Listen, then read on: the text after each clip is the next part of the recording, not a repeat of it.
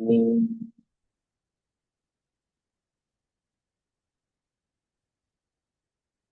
नमो भगवते वासुदेवाय।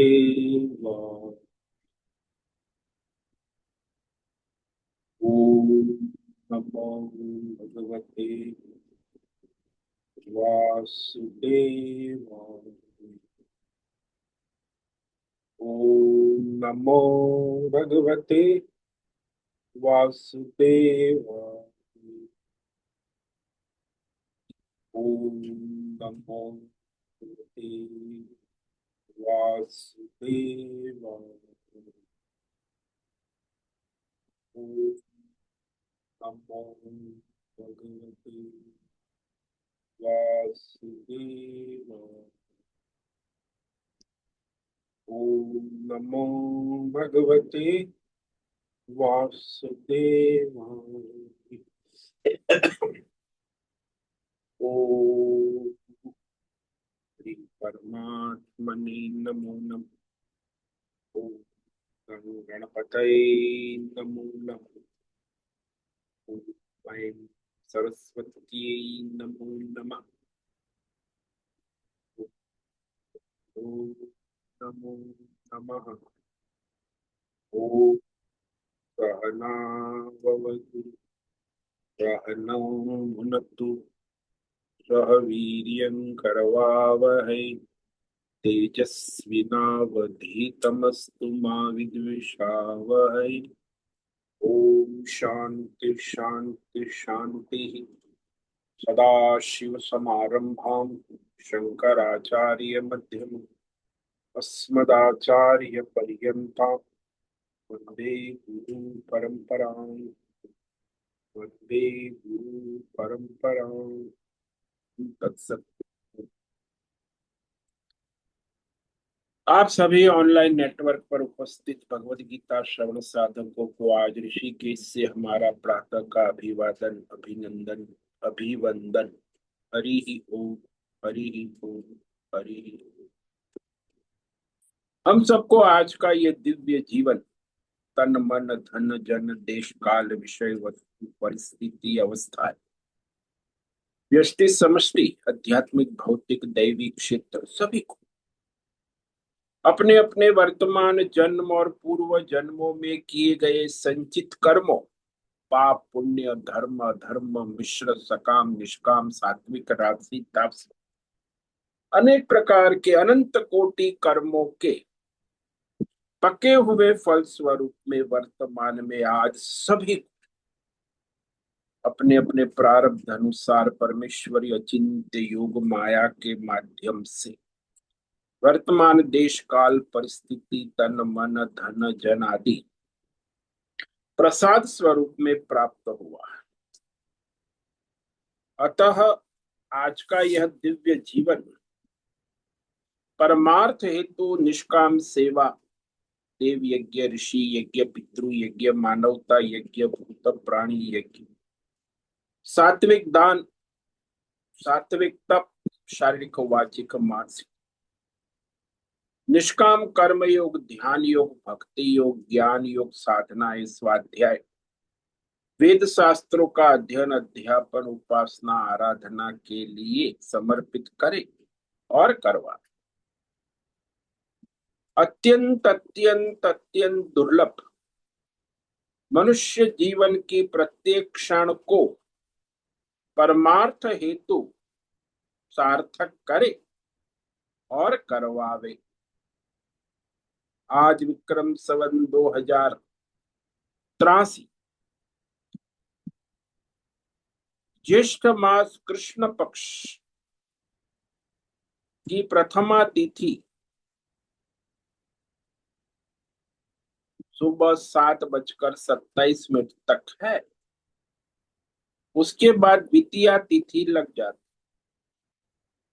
आज पूर्व आषाढ़ नक्षत्र है। सुबह 6:50 तक था। अब उत्तर आषाढ़ नक्षत्र लग गया है और आज बुधवार है, गणेश जी की आराधना उपासना का दिन है और वर्षा ऋतु प्रारंभ हो चुकी है। यहाँ ऋषिकेश में कल से वर्षा ऋतु प्रारंभ हो चुके, भी वर्षा चालू है। तो रात का न्यूनतम तापमान 18 डिग्री रहा और दिन का दोपहर का 2 बजे का अधिकतम तापमान 38 डिग्री रहा है। वायु की गति 35 किलोमीटर प्रति घंटा चल रही। ईस्वी सन 2026, 1 जुलाई 2026, सुबह के 6:50 हो रहे हैं।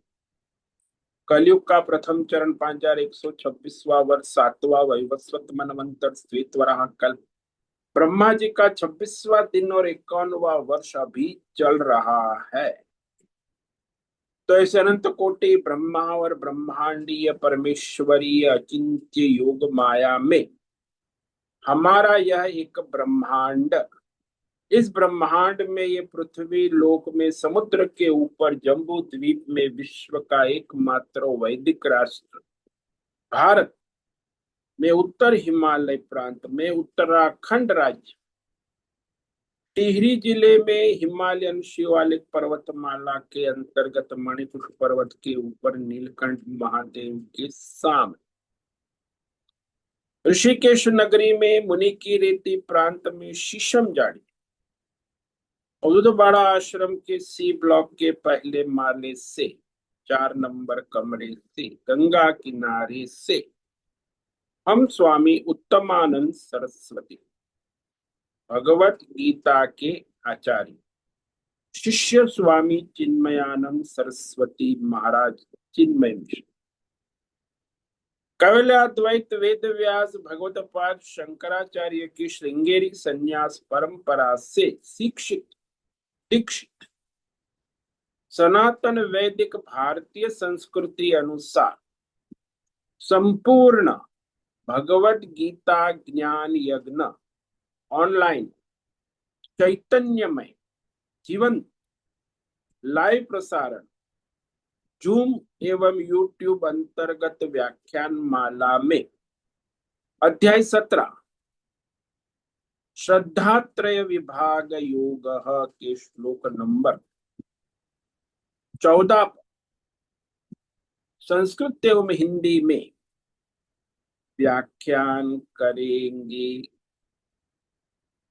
दिव्य पवित्र सरल व्यावहारिक सटीक पूर्ण वर्ण अक्षर पद वाक्य पंक्ति श्लोक अध्यायों की संगति संधि अन्वय शब्दार्थ वाक्यार्थ भावार्थ रहस्यार्थ तत्वार्थ के यथार्थ तात्पर्य लक्ष्य सहित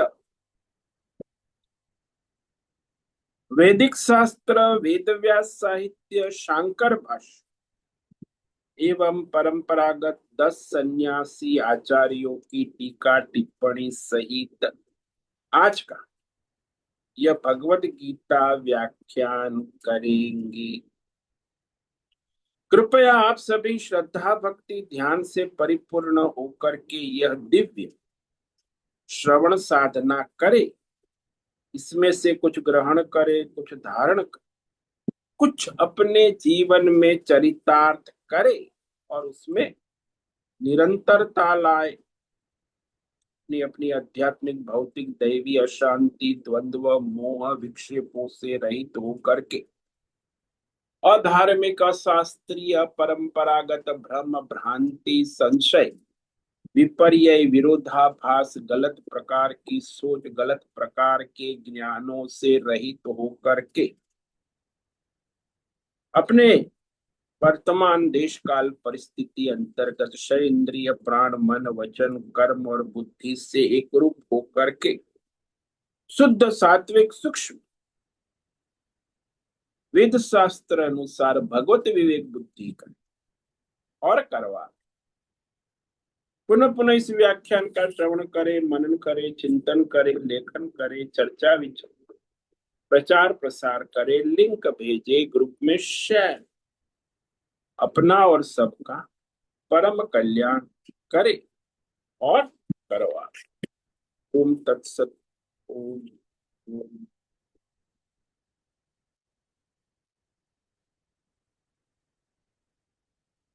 तो हमने कल श्रीमद् भगवत गीता अध्याय 17 श्रद्धा त्रय विभाग योग के श्लोक नंबर 14 पर विवेक विचार किया था,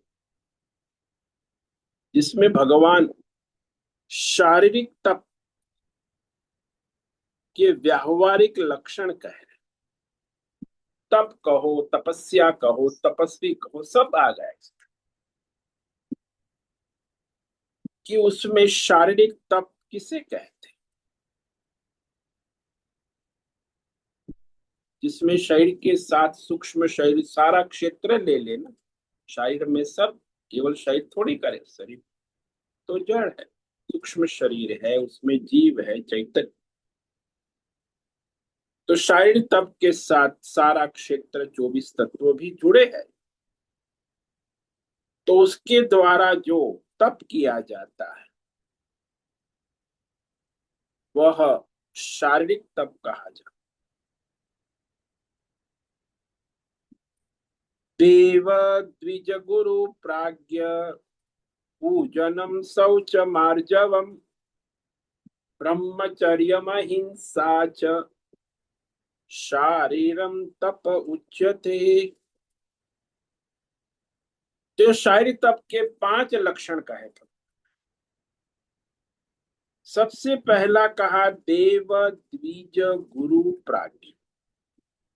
भाई जो देवी देवता है, कुल देव है, इष्ट देव है, ग्राम देव है, अनेक प्रकार के देवी देवता है, 33 प्रकार के एकादश रुद्र है, द्वादश आदित्य, अष्ट वसु है, इंद्र है, प्रजापति, ब्रह्मा है, विष्णु है, महेश।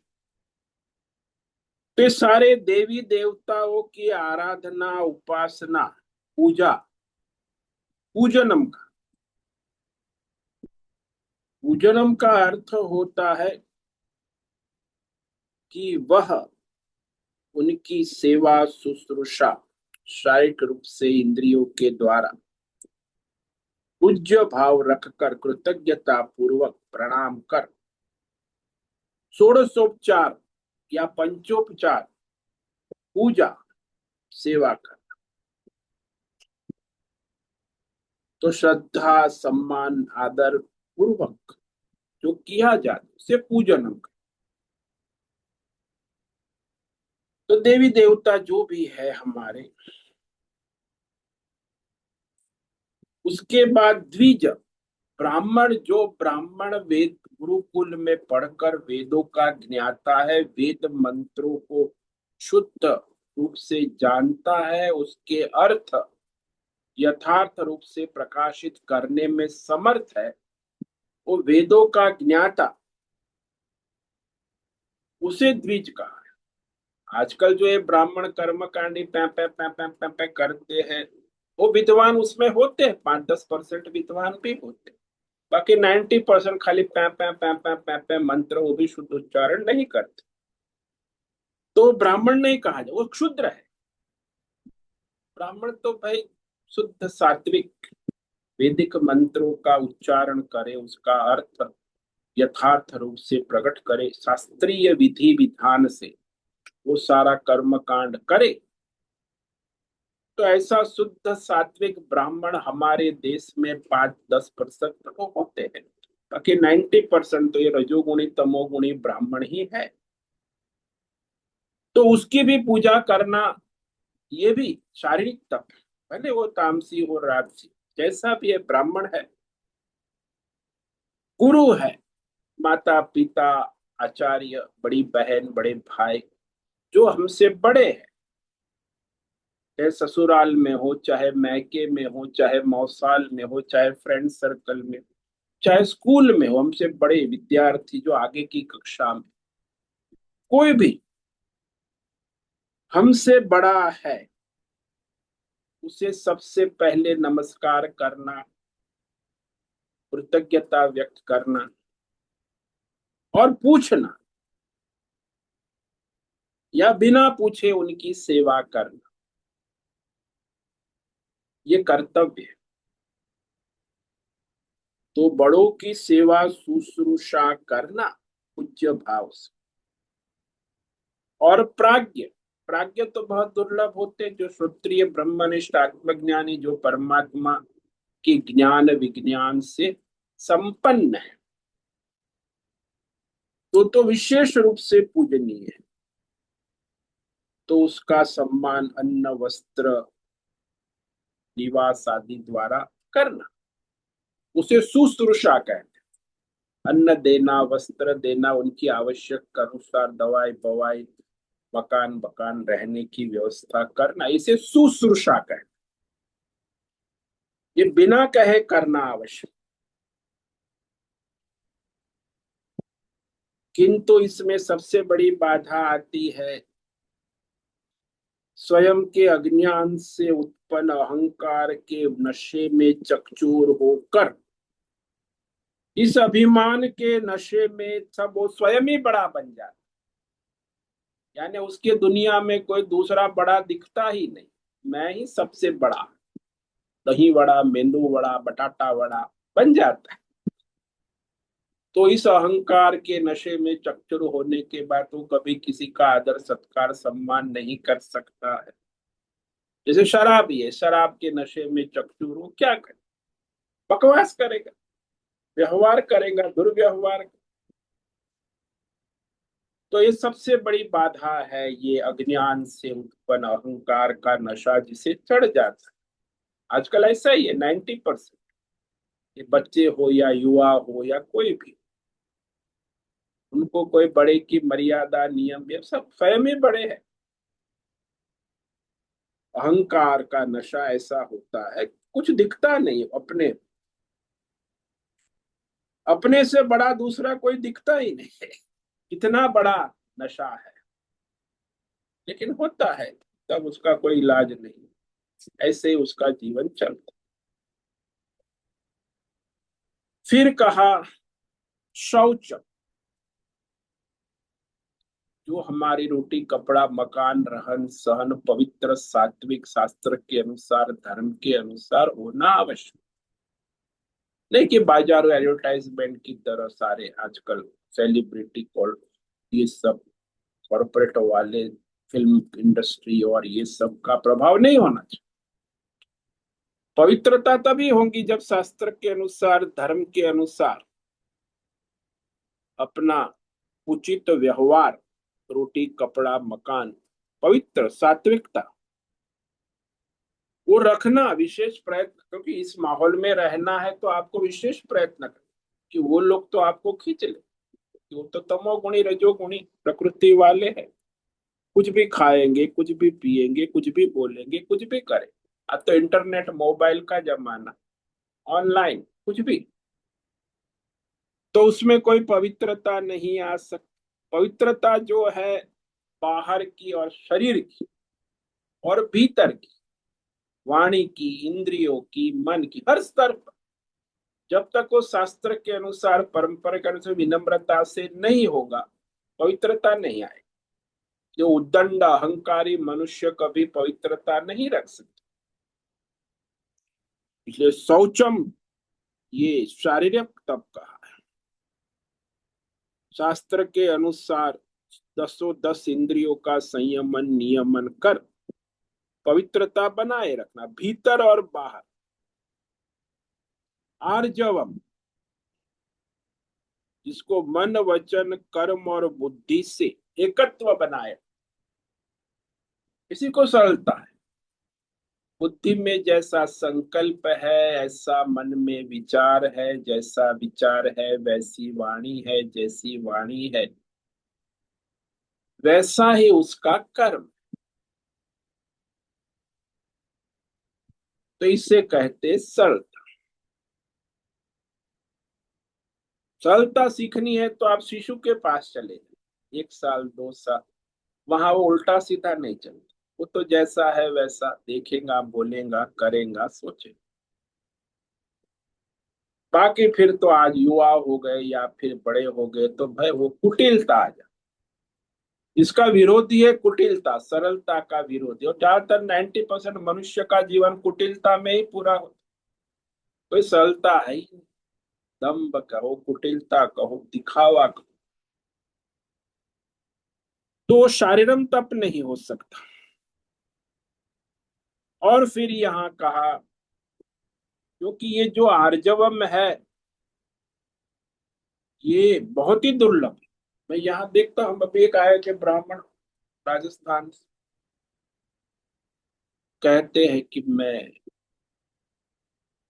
जा रहा हूँ वहां मंदिर पर। तो मैंने देखा, उसको कहा इस तरफ है त्रिवेणी घाट, तो इस तरफ चल पड़ा राम जी। मैंने बोला ठीक है, आप ब्राह्मण हो, जैसा आप त्रिवेणी घाट जाना है आपने पूछा, हमने बता दिया। तो मैं पूछा त्रिवेणी घाट जाने का और जा रहा है राम झूला की, और मतलब कि उसकी वाणी विचार की कोई स्थिरता है ही नहीं। तो इस प्रकार लोग तुरंत अपने संकल्प बदलते रहते हैं, अपने विचार बदलते रहते, अपने वाणी के शब्द भी बदलते रहते। फोन पर भी देखो लोग बात करते, कोई स्थिरता नहीं, वाक्य का कोई स्थायी संगति भी नहीं होती, कुछ भी बोलते रहते।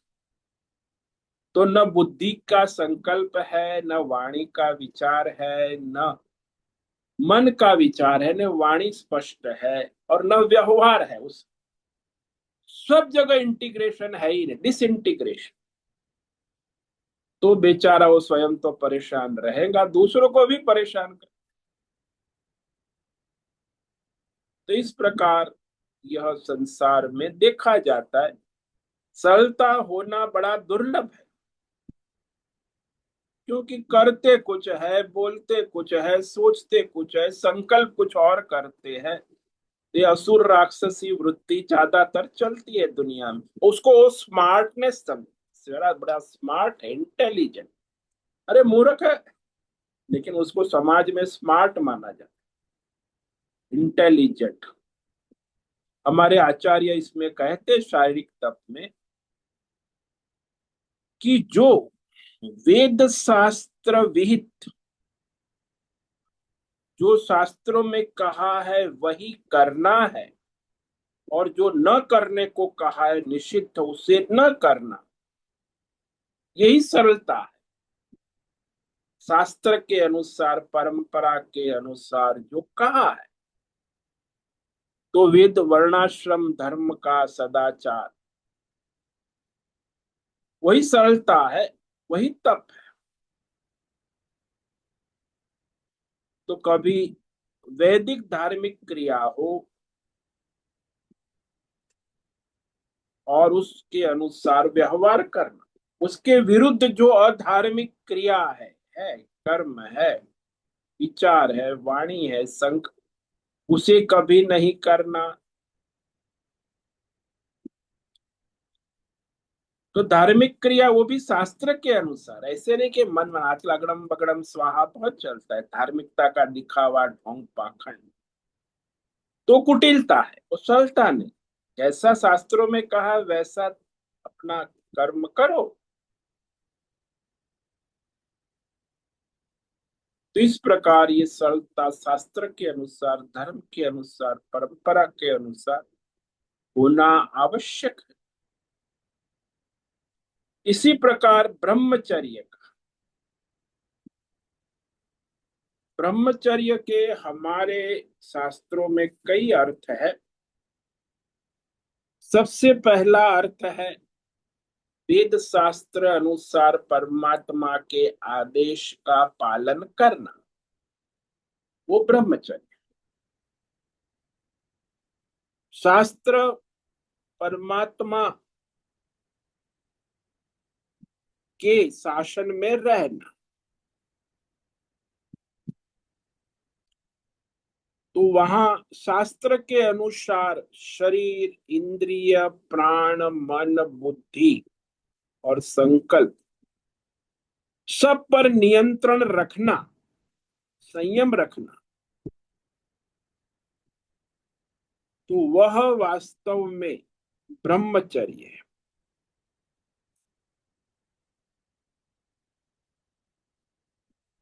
परमात्मा का आदेश है। भगवत गीता में भगवान ने कहा, वेदों में भगवान उसी की मर्यादा में शासन में रहना।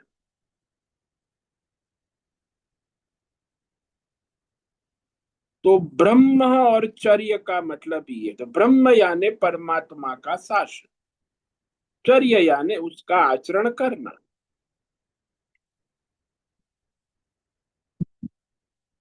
तो अपने पर काबू रखना, कुछ भी अनाप शनाप ना करना, ना बोलना, केवल ईश्वर के आदेश का पालन कर, शास्त्र के अनुसार। इसीलिए हमारा पहला आश्रम जो है ब्रह्मचर्या, ब्रह्मचारी जो विद्यार्थी है, वेद शास्त्र को पढ़ता है, उसे ब्रह्मचारी कहे। आजकल जो ये विद्यार्थी है कॉलेज में physics chemistry maths biology social science पढ़ते, कंप्यूटर, ये विद्यार्थी नहीं है, ये तो अर्थार्थी है। वो तो अर्थ के पीछे पड़े हैं। वेद शास्त्र पढ़ने वाला ब्रह्मचारी, और उसमें संयम नियम पूर्ण हो, तब वो अध्ययन होता है शास्त्र का। जितेंद्रिय, अविवाहित है ना ब्रह्मचारी, और आगे भी यदि अविवाहित रहता है, शास्त्र का अनुसंधान करता है, परमार्थ करता है, तो भी उसे ब्रह्मचारी कहे।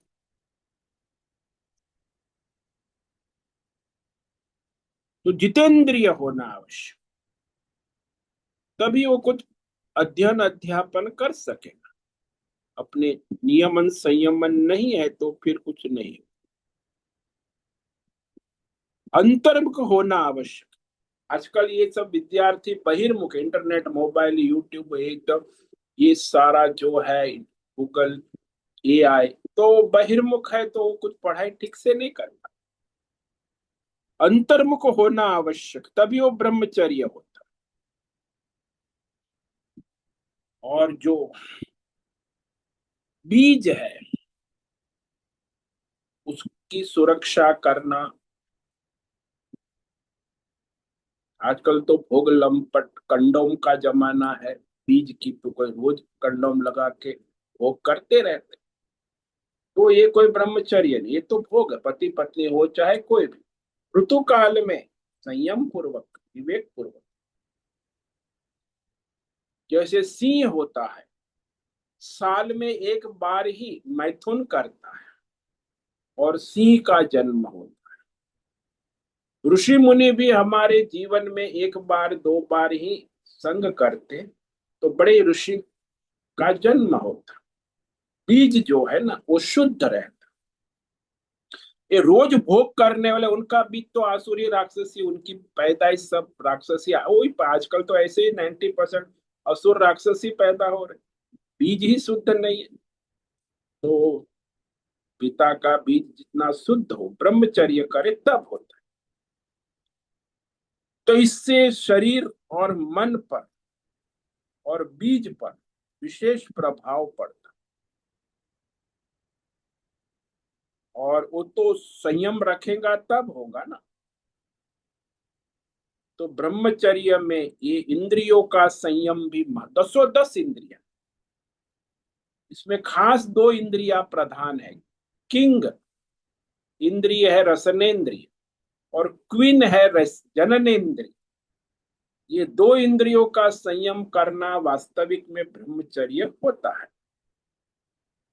रसनेन्द्रिय का संयम करना है तो 24 घंटा निर्जला उपवास करो, एकादशी पूर्णिमा अमावस्या, रसनेन्द्रिय पर काबू हो सकता, निर्जला।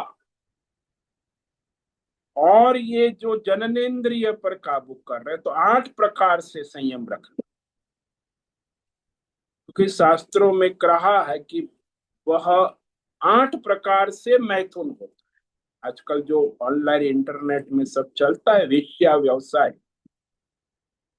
तो उसमें 8 प्रकार से मैथुन होता है। पहला है स्मरण, यानी वो नर मादा एक दूसरे का स्मरण करते हैं, पहला स्टेज स्मरण। दूसरा, एक दूसरे की प्रशंसा करते, कीर्तन। नर मादा एक दूसरे की प्रशंसा करते हैं, how sweet, how best, how, ये सब नर मादा की प्रशंसा, मादा नर की कीर्तन। उसके बाद नर मादा आपस में केली, केली यानी खेल कर, क्रीड़ा कर, ये भी मैथुन की प्रक्रिया है। उसके बाद चौथी अवस्था है प्रेक्षण, यानी टुकुर टुकुर एक दूसरे को देखते रहना। प्रेक्षणम, निरीक्षण करना, एक दूसरे का देखना। फिर देखने के बाद पांचवी अवस्था है गुह्य भाषण, एकांत में वार्तालाप कर, यही। तो वो अश्लील वार्तालाप भोग के लिए, गुप्त वार्तालाप एकांत में, गुह्य भाषण। तो ये पांचवा स्तर है मैथुन का। उसके बाद नर मादा दोनों संकल्प कर, मैथुन का संकल्प, सम्मति, दोनों की संकल्प कहो, सम्मति कहो, बात। तब नर मादा दोनों जब संकल्प करते, सम्मति करते, फिर मैथुन क्रिया होती अध्यवसायनश्च। और मैथुन क्रिया के बाद क्रिया निवृत्ति ही मैथुन क्रिया की निवृत्ति होती है। तो ये 8 प्रकार से शास्त्रों में मैथुन कहा है, जिसका ब्रह्मचारी को पूर्ण रूप से त्याग करना आवश्यक।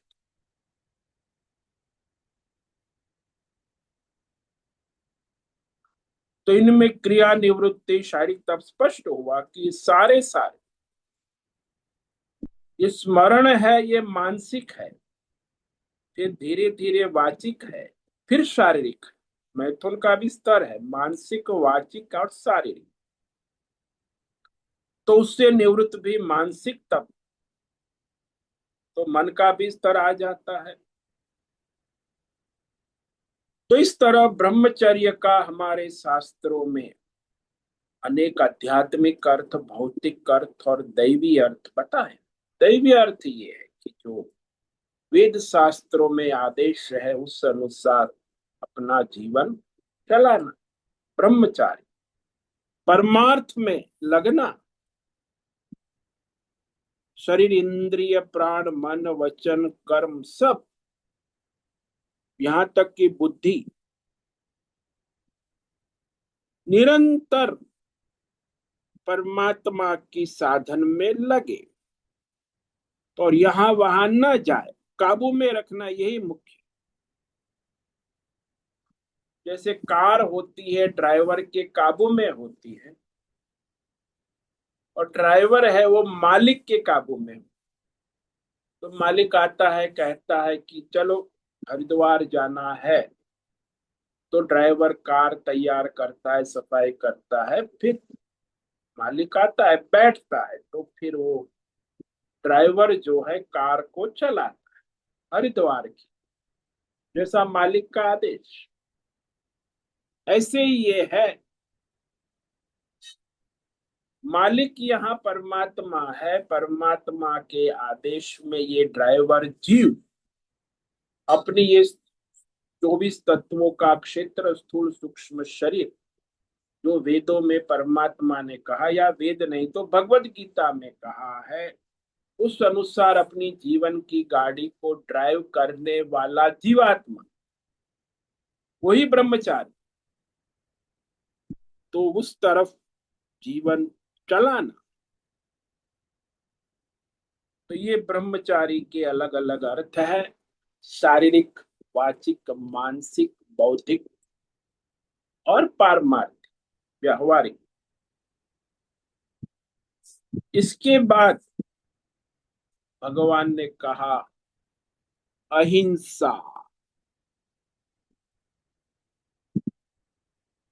अ शब्द है, अ यानी नहीं करना, हिंसा, हिंसा नहीं करना, ये सीधा अर्थ। हिंसा के आगे अ जोड़ दिया, अहिंसा। तो कौन सी हिंसा? बोले केवल शारीरिक नहीं, शारीरिक, वाचिक, मानसिक, बौद्धिक, आर्थिक, सामाजिक, प्राकृतिक, अनेक प्रकार के हिंसाएं केवल शारीरिक नहीं होती। तो सब प्रकार की हिंसाओं का त्याग करना, ज्यादातर लोग समाज में समझते हैं शारीरिक हिंसा। आजकल तो महाराज शारीरिक हिंसा तो ठीक है, ये वाचिक हिंसा बहुत हो, ऑनलाइन, मोबाइल, इंटरनेट, और फिर वो मानसिक हिंसा, बौद्धिक हिंसा, फिर आर्थिक हिंसा तो हो, आर्थिक हिंसा का तो लूट ही लूट है। जैसे राम मंदिर में हजारों करोड़ की लूट कर, वो 10 कर्मचारियों को पकड़ लिया है, बाकी जो बगड़े मखरमच्छ है जिन्होंने उल्टा सीधा, वो तो अब त्याग पत्र दे चुके हैं, उन पर कोई एफआईआर नहीं। ये आर्थिक हिंसा है। प्राकृतिक हिंसा, प्रकृति में भी आप हिंसा करते, भूत हिंसा, आज प्राणी। तो ये सारा जो है हिंसा का तो साम्राज्य ही फैला हो। संग्रह करना ये भी हिंसा है, आवश्यकता से अधिक संग्रह खोज। देखो कोई प्राणी संग्रह नहीं कर, कबूतर है, चिड़िया है, ये देखो यहाँ आती है, तो वो अपना बाजरा दाना चुन के चले जा, कोई संग्रह नहीं करता। कल के मनुष्य है, वो अपनी 7 पीढ़ी के लिए संग्रह कर, 7 जनरेशन, फिर भी उसे संतोष नहीं। वो भी हिंसा है, संग्रह को। और चोरी करना वो तो हिंसा है ही। क्रोध करना ये भी हिंसा है। अरे भाई, हिंसा का ही जीवन जीते ज्यादातर। किसी प्रकार की कहीं भी किसी के प्रति हिंसा की वृत्ति ना होना, प्रवृत्ति ना होना, ये अहिंसा का मुख्य अर्थ। मन, वचन, कर्म, बुद्धि से किसी भी प्रकार कहीं भी किसी के साथ, किसी के प्रति हिंसा की वृत्ति, प्रवृत्ति, वाणी उत्पन्न ना होना, यह अहिंसा का मुख्य अर्थ। लेकिन यहाँ शारीरिक हिंसा न करना तब कहा है, तो लोग समझते हैं कि शारीरिक मारपीट जो होती है, या किसी प्राणी को मार दिया जान से, तो उसको हिंसा कहते हैं। लेकिन उतनी वो तो शारीरिक हिंसा है। इसीलिए यहाँ शारीरिक तप में शारीरिक हिंसा प्रधान है। लेकिन इसके निर्वाह के लिए बुद्धि, मन और वचन के स्तर पर भी अहिंसा अपेक्षित है। नहीं तो शारीरिक हिंसा आप नहीं हो जाए। शारीरिक अहिंसा तभी होगी जब आपका बुद्धि का दृढ़ संकल्प है, वाणी का दृढ़ संकल्प है, संयम है, विचारों का संयम है, तब जाके वह शारीरिक अहिंसा का निर्वाह हो सकता है, नहीं तो नहीं। तो इस रहस्य में आप देखो कि अहिंसा केवल शारीरिक नहीं है। हमारे शंकराचार्य कहते हैं, शारीर शब्द का व्याख्या कर, शरीर प्रधान सर्वैरेव कार्य करने कर्ता भी साध्यनम। यह शारीरम का अर्थ ये हुआ कि शरीर प्रधान सर्वे कार्य करने के, इसका अर्थ ये हुआ कि इसमें केवल शरीर नहीं, जो 24 तत्व उसमें है, 5 ज्ञानेन्द्रिय, 5 कर्मेंद्रिय, मन, बुद्धि, चित्त, अहंकार, 14, और ये सारे उसके शरीर, परिवार, पैसा, पद, प्रतिष्ठान, मकान, दुकान, पंच महाभूतात्मक शरीर और संसार, सबको ले लेना।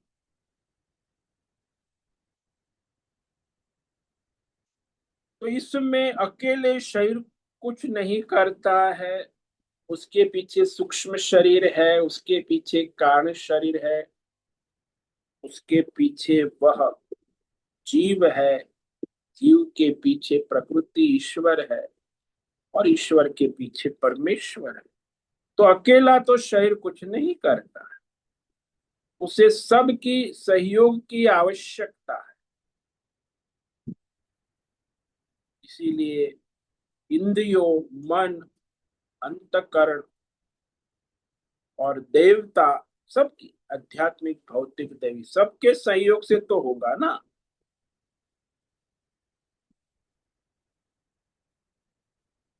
तो वह जो जीवात्मा है, देवदत्त कर्ता, उसे सबके सहयोग की आवश्यकता है। लेकिन वो देवदत्त जीवात्मा कैसे करेगा अहिंसा व्रत का पालन? बोले उसके पूर्व जन्म के वर्तमान जन्म के संचित संस्कार होना आवश्यक है। तभी वर्तमान प्रारब्ध में उसे यह विवेक होता है। तो प्रारब्ध का संयोग भी आवश्यक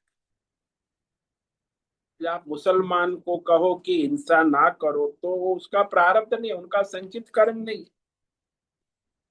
कसाई को कहो कि तुम हिंसा ना, तो कसाई का प्रारब्ध नहीं है, वो हिंसा अहिंसा व्रत पालन नहीं कर सकता।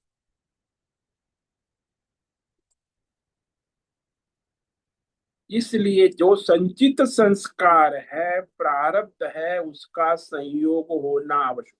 आप सोचो कि नहीं मैं हिंसा नहीं, ऐसा नहीं है। वो तो संचित संस्कार होना, प्रारब्ध होना। जब महात्मा गांधी, उनके पूर्व जन्म के संचित संस्कार और उनका प्रारब्ध था, तो उन्होंने अहिंसा की राजनीति की, और वो राजनीति सफल हुई, और देश को, लोगों को लाभ हुआ, क्योंकि उनके संचित संस्कार। सब ऐसा नहीं कर सकते। हाँ, वो अंग्रेजों के प्रति उन्हें कभी घृणा, तिरस्कार, एक वाक्य कभी शत्रुता से नहीं बोला है। वो उनको ब्रदर्स एंड सिस्टर कहते हैं। उनको कभी उन्होंने नहीं कहा कि तुम हमारे शत्रु है। और उनको तो ये हम इंडियन तो इडियट ही लगते हैं। अंग्रेजों ने भारतीयों को शत्रु और इडियट और मूर्ख की तरह ही शासन किया ना, मार काट लूट पाट। तो वो तो हिंसात्मक ही उनका शासन था ना अंग्रेजों। लेकिन महात्मा गांधी ने उनके प्रति हिंसात्मक भाव नहीं रखा। तो ये उनका संचित संस्कार है, प्रारब्ध। उसका सहयोग भी आवश्यक। उसके बिना ये अहिंसा व्रत का पालन नहीं हो सकता। तो शरीर की प्रधानता नहीं केवल, लेकिन संचित संस्कार और प्रारब्ध की भी प्रधानता है। उसके साथ सूक्ष्म शरीर, क्योंकि कर्म होगा तो सबके द्वारा होगा। क्षेत्र पूरा, भौतिक, अध्यात्म, दैव, संपूर्ण 24 तत्व और सबके द्वारा ही भौतिक शरीर में जो भी क्रिया होती है, जो भगवान कहते हैं पंचैते तस्य हेतव। भाई शरीर तो अधिष्ठान है, नर मादा शरीर जो का फोटो लोग लेते हैं, डिजिटल फोटो, लेकिन वो तो एक निमित्त है। उसके अंदर जो बैठा है वो देवदत्त जीवात्मा कर्ता। और उसमें सूक्ष्म शरीर है, पांच ज्ञानेन्द्रिय, कर्मेंद्रिय, मन, बुद्धि, चित्त, अहंकार। और उसमें अंदर जो है उसका प्रारब्ध है, दैव, संचित संस्कार। और फिर वो उस अनुसार जो पुरुषार्थ करता है, चेष्टा करता है, ये पांचों जो है आवश्यक। क्योंकि अंतर्यामी परमात्मा उसके संचित संस्कार के अनुसार, प्रारब्ध के अनुसार निश्चित करता है। वो निश्चित किया गया है, उसी को दैव कहते। तो वर्तमान में जो हो रहा है, कर रहा है। तो हमारा जो वर्तमान में सारा पुरुषार्थ है, कर्म है, प्रयत्न है, चेष्टा है, वह हम अपने आप नहीं कर सकते। उसमें ईश्वरीय संचित संस्कार के अनुसार, प्रारब्ध के अनुसार ही वो आपका कर्म होगा, चेष्टा होगी, पुरुषार्थ हो। जैसे दृष्टांत ले, आप किसी को फोन लगाना चाह रहे, यदि प्रारब्ध में नहीं है तो फोन लगेगा ही नहीं। आप चाहे कितना भी पुरुषार्थ कर लो, प्रारब्ध में तो पहली बार में ही फोन लग जाए। एक बार एक माता जी यहाँ ऋषिकेश, तो मैं कहीं बाहर गया था सत्संग, तो उसको मिलना था नहीं, तो मैं तो सत्संग में मोबाइल स्विच ऑफ था। जब सत्संग मोबाइल खोला तो उसके 20 मिस कॉल थे। बोलो, उसने 1 घंटे में 20 मिस कॉल किए। अरे इतना तू कहाँ फोन कर रही है, मैं सत्संग में हूँ। क्योंकि मिलना नहीं, चाहे कितना भी फोन कर लो, घंटी बजा, जब तक प्रारब्ध नहीं है, वो ईश्वरीय संचित के अनुसार, तब तक वो फोन नहीं लगेगा। यदि प्रारब्ध में है तो लग जाए, उस समय योग नहीं है तो नहीं है, उस क्षण योग है, प्रारब्ध में है तो है। किसी भी विषय का ले लेना, आप चाहे धन संपत्ति, परिवार, पैसा, मकान, दुकान, बिजनेस, कोई भी, जिस समय प्रारब्ध का योग होगा उस समय होगा। और जिस समय प्रारब्ध का योग नहीं होगा, चाहे कुछ भी कर लो, नहीं होगा। तो लोग आजकल पुरुषार्थ पुरुषार्थ की भी बहुत बात करते हैं। तो समाज में आजकल ये मोटिवेशन स्पीकर और ये सब बड़े बड़े बापा लोग, दो प्रकार से विचारधाराएं चल, एक प्रारब्धवादी बाबा है और एक पुरुषार्थवादी बाबा है। दो बाबा लोग का इंटरनेट मोबाइल पर बड़ा चलता है प्रचार। प्रारब्ध से होता है, प्रारब्धवादी कहते तुम कुछ नहीं कर सकते, केवल प्रारब्ध ही कारण है, दैव ही कारण। पुरुषार्थवादी कहेंगे अरे केवल पुरुषार्थ ही कारण है। किंतु भगवान स्पष्ट कहा 5 कारण है। पहला तो शरीर अधिष्ठानम, कर्ता जीव, दूसरा देवदत्त, तीसरा 10 इंद्रिया और अंतकरण, चौथा दैवम प्रारब्धम, और पांचवा पुरुषार्थ चेष्टा। पांचों कारण है, ये भगवान ने स्पष्ट कहा है कि 5 ही कारण है। फिर जीव जो है वह अपने प्रारब्ध के अनुसार कुछ करता है, तो उसका जो दैव है, प्रारब्ध को बनाने वाले ईश्वर है, लेकिन वो उसके संचित कर्मों के अनुसार ही प्रारब्ध बनता है, अपने आप नहीं बनता।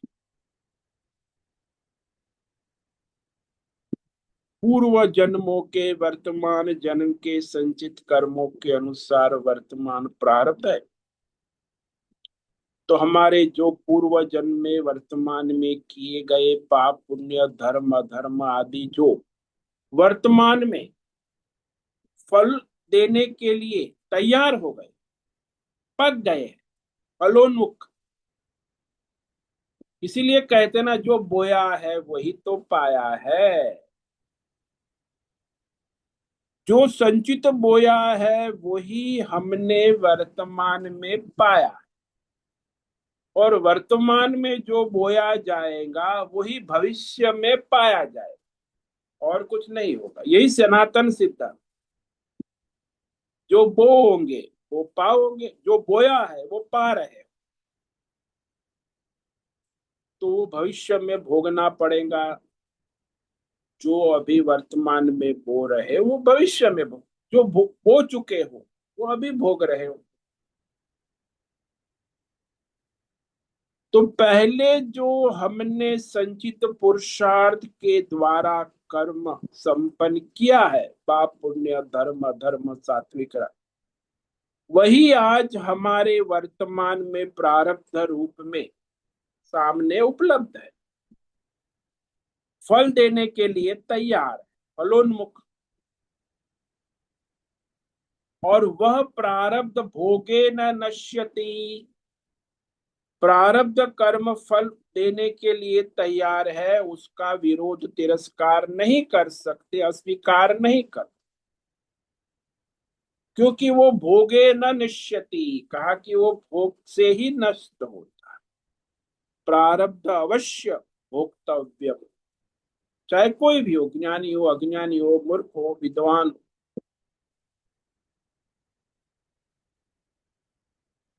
तो जैसे संसार में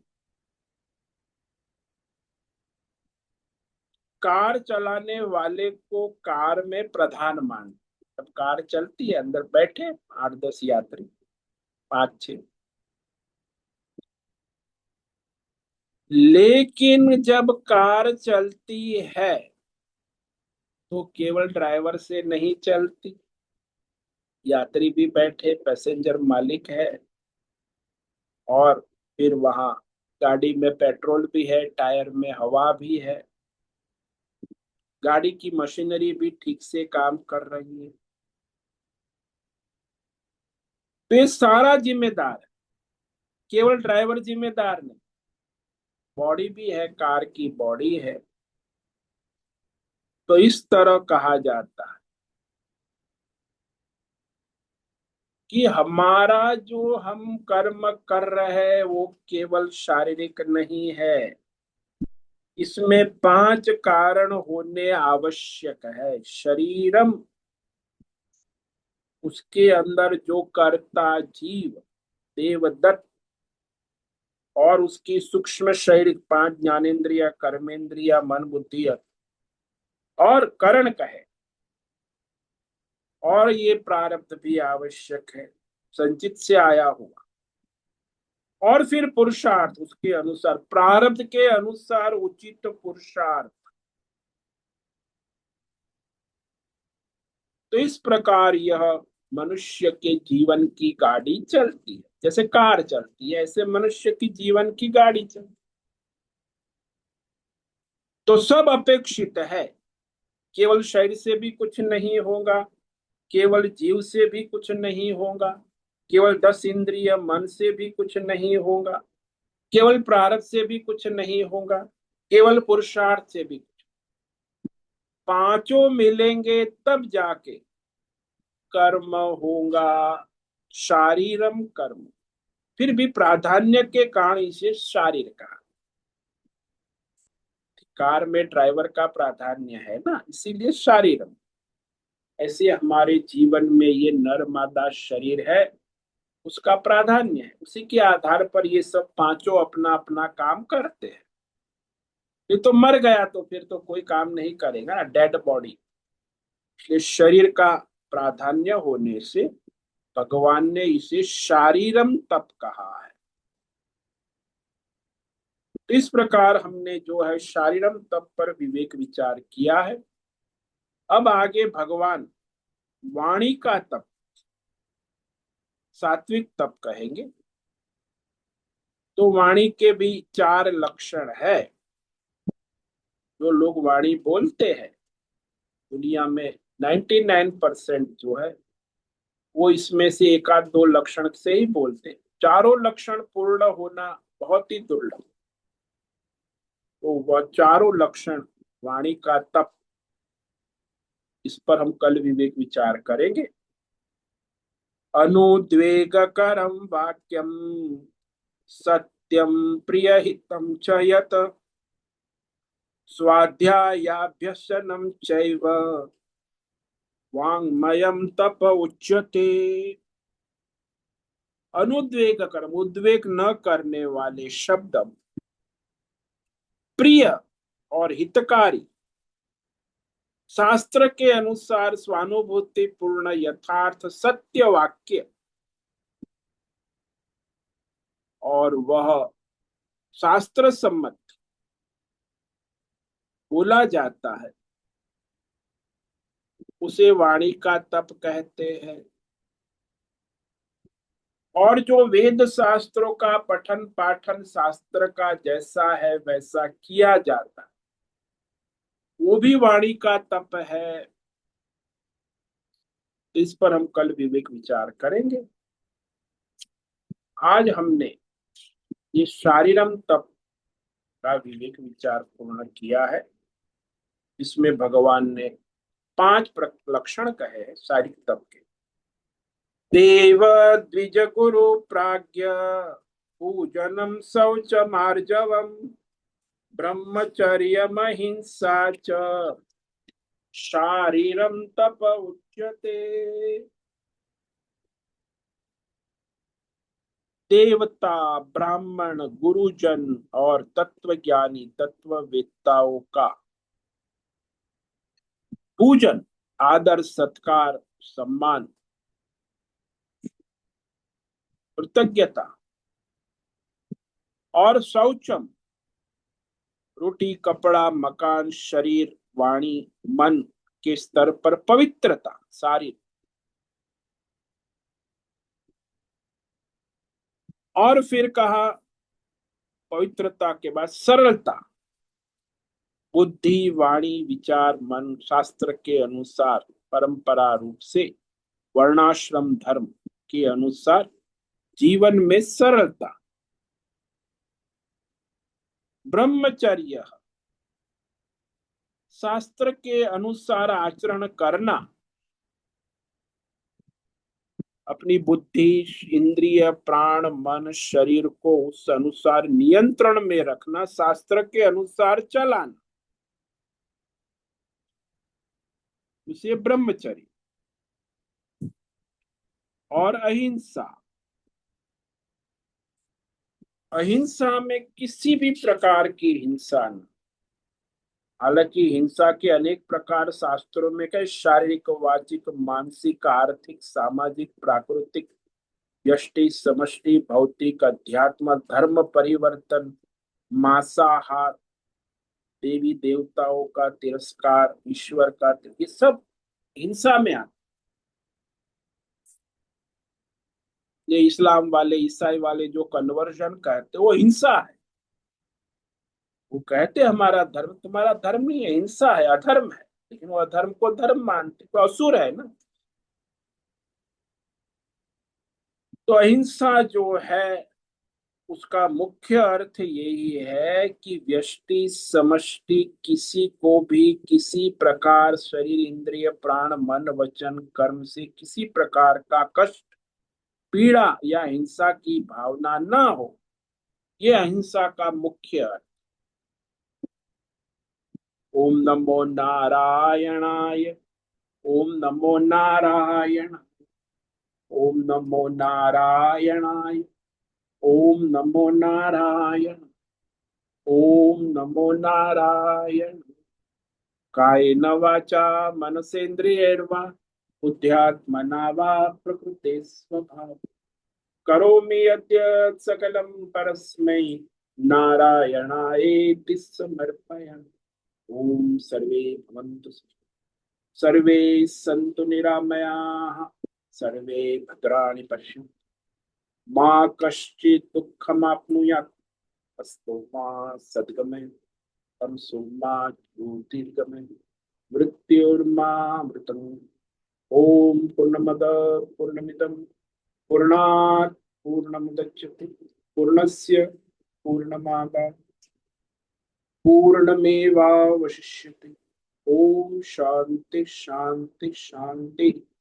शंकरं शंकराचार्यं केशवं बादरायणं सूत्रो भाष्यकृतौ वन्दे भगवन्तौ पुनः पुनः। ईश्वरो गुरुरात्मेति मूर्तिभेद विभाग व्योमवत् व्याप्तदेहाय दक्षिणामूर्तये नमो नमः। ओम गुं गुरुभ्यो नमो नमः। ओम तत्सत् ब्रह्मार्पणमस्तु। ओम ओम।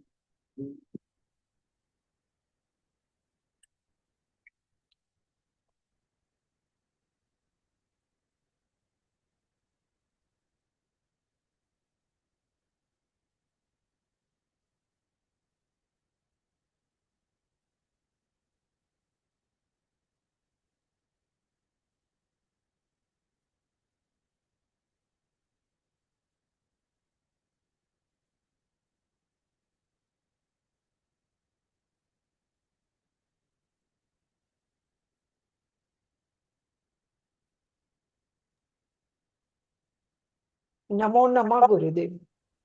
हाँ बोलो नैना बेन।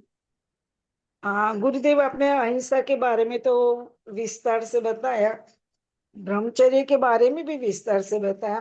पर ज्यादातर हम लोग वही देखते हैं कि तप करके बैठो और ब्रह्म यानी आत्मा का विचार करो, वो ही ब्रह्मचर्य है, वो ही मन में ख्याल रहता है, तो वो ही सत्य है।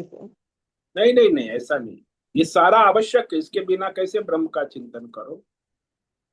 ये सारा ब्रह्मचर्य जो कहा है, इंद्रियों का संयम, वाणी का संयम, मन का संयम। तो ब्रह्मचर्य में शास्त्र के अनुसार शरीर, इंद्रिय, प्राण, मन, बुद्धि का नियंत्रण रखकर शास्त्र के अनुसार अपने आप को चलाना, यही वास्तव में ब्रह्मचर्य। अंतर्मुख होना, परमार्थ में लगना, ये भी ब्रह्मचर्य। तो ये सब आप इंद्रियों को काबू में नहीं रखोगे तो फिर आप शास्त्र के अनुसार चल नहीं सकते। हाँ। इसलिए सबसे पहली बात है 10 इंद्रियों का संयमन नियमन, बुद्धि का संयमन नियमन, विचारों का संयमन नियमन शास्त्र के अनुसार, परंपरा के अनुसार, ईश्वर के अनुसार होना आवश्यक। नहीं कि अपनी बुद्धि मानी, आजकल तो सब अपनी बुद्धि मानी चलती, तो वो ब्रह्मचर्य नहीं। बुद्धि चलाओ आजकल तो शास्त्र के नियम ही अनुसार, बना देते हैं। शास्त्र के अनुसार बुद्धि चलाओ। आपकी शास्त्र के बुद्धि के अनुसार शास्त्र को मत चलाओ। आजकल यही उल्टा चल रहा है ना, धर्म के अनुसार बुद्धि चलाओ ना, बुद्धि के अनुसार धर्म मत चलाओ। ये राजनीति करते हैं आजकल, पाखंड बराबर। है। उससे ब्रह्मचर्य, हम्म। शास्त्र के ज्यादा भगवान ने कहा है, भगवान की वाणी को मान्यता दो, शास्त्र है। उस अनुसार आपकी सही है। बुद्धि, आपकी वाणी, आपके विचार, आपका व्यवहार सब होना, यही ब्रह्मचर्य है। इसे तो ब्रह्मचारी कहा ना। ब्रह्मचर्य आश्रम है पहला जो है, फिर गृहस्थ है, फिर हाँ। वानप्रस्थ है, फिर संन्यास। ये सारे ऐसा है कि अविवाहित रहना, ये ब्रह्मचर्य ठीक है, ये सब गौण है। देखो, मुख्य यह है शास्त्र के अनुसार संयम नियम से रहना, यही ब्रह्मचर्य।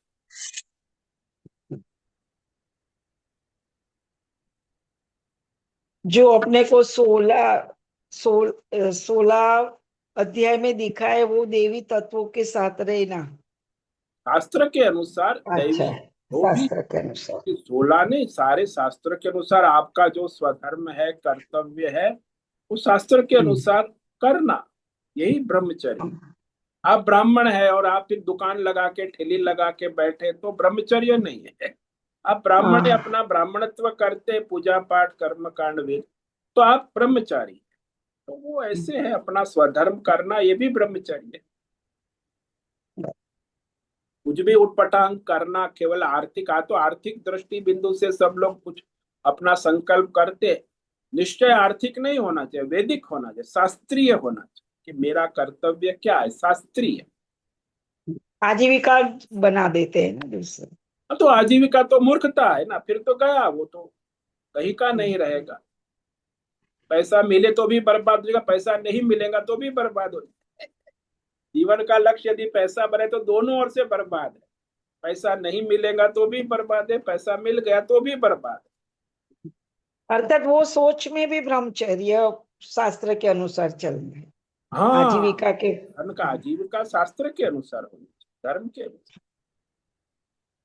यानी कि ज्यादा फायदा है ये, इसमें ज्यादा फायदा है ये काम, ऐसा नहीं होना चाहिए। अगर प्रॉफिट प्रॉफिट देखते हैं ना।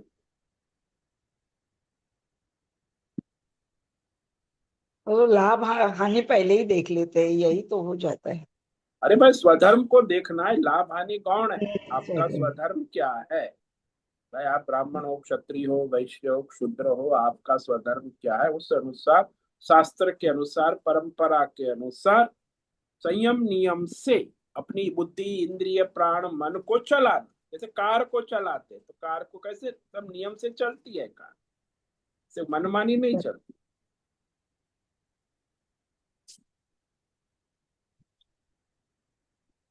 धन्यवाद गुरुदेव।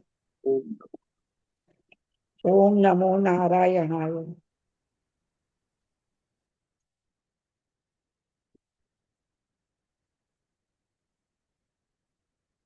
ठीक है, आज उपस्थित है प्रकाश आनंद लोसा होस्ट है, अश्विनी कोठे को होस्ट है, अजय रत्न पारखी, आनंद नार्वेकर, अनुराधा जेठे, भद्रेश पड़िया, बी आर मोहन, दिव्या लाड, दिव्या पटेल, गुणनिधि मलिक, हेमा कोटकीला जोशी, जयंती पांडा, ज्योति धुमल, लीलावती बड़ेकर, मैत्री पटेल, मीरा उच्चिल, नैना पुरोहित, निकिता पटेल, पृथ्वीराज मालव, पूनम पास्ते,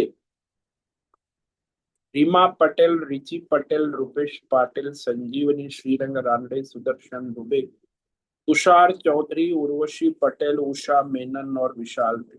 कुछ साधक वहां यूट्यूब लाइव देख रहे हैं। सभी साधकों को आज का दिन मंगलमय हो, परमार्थ करें और अपना और सबका परम कल्याण करें। सभी साधकों को आज का ओम नमो नारायणाय, ओम नमो ओम नमो नारायणाय नारायणाय स्वामी जी। नारायण ओम नमो सभी नारायणाय। साधकों को ओम नमो नारायणाय। नारायणाय ओम नमो ओम नमो नारायणाय स्वामी जी। नारायणाय ओम ओम नमो नमो नारायण। नारायणाय स्वामी जी। ओम नमो नारायणाय स्वामी जी। नारायणाय।